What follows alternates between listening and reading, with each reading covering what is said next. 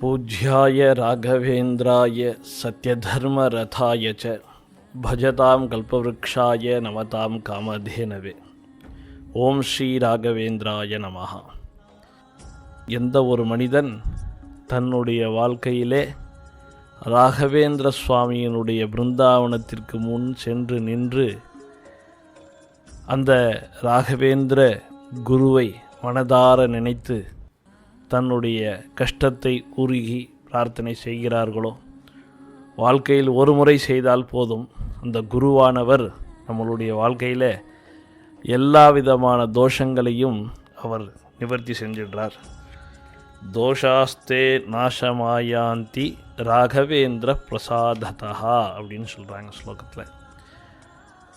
ஒரு முறை நாம் போய் ராகவேந்திர சுவாமிகளை தரிசனம் பண்ணிட்டு வந்தால் அந்த ராகவேந்திர சுவாமிகள் வாழ்நாள் முழுக்க நம்மளோடையே இருந்து நம்மளுடைய சுக துக்கங்களை சரி செய்து கொடுப்பார் அப்படின்னு சொல்கிறது இந்த ஸ்தோத்திரத்தில் வரக்கூடிய இந்த ஒரு வரி.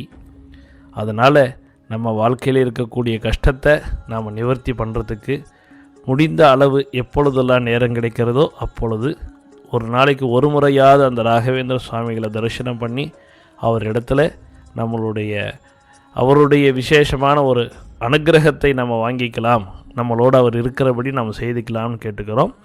ஓம் ஸ்ரீ ராகவேந்திராய நமஹா.